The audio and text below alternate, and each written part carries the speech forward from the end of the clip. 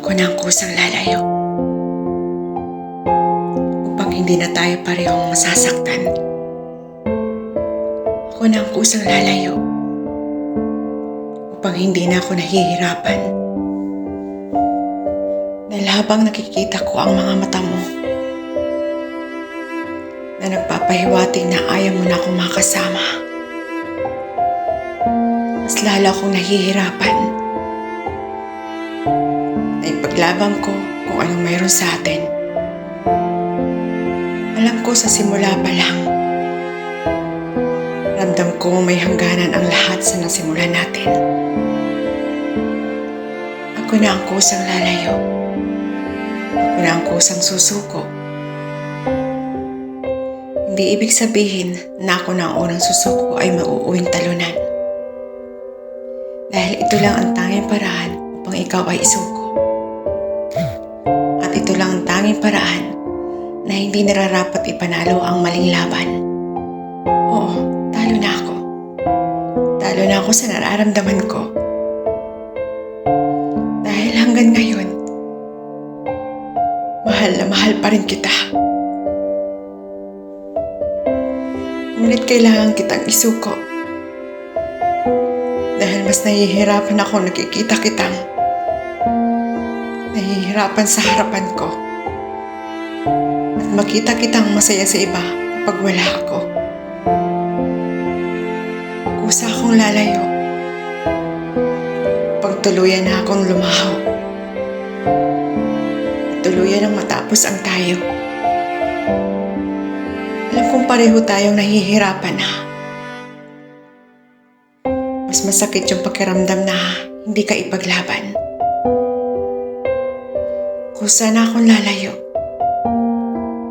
Na kahit alam kong natatakot ka sa unang sumuko. Dahil sa mga pangako. Mga pangakong sa araw-araw ako iyong pipiliin. Na kahit anong mangyari, ako lang ang iyong mamahalin. At ako lang sa puso mo. Kusa na akong lalayo upang maging masaya ka. Maging malaya sa pangako.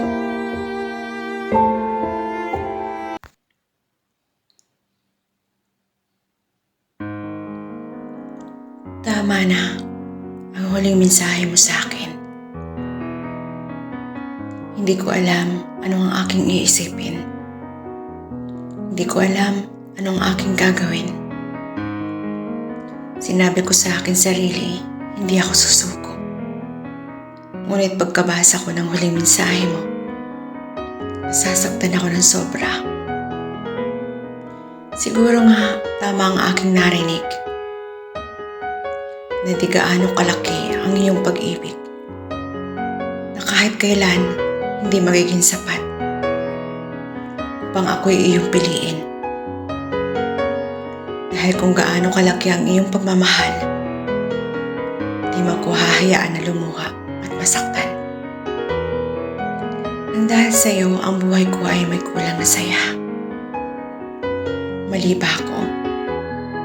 Kasalanan ko ba? Kasi minahal kita ng sobra. Patawad.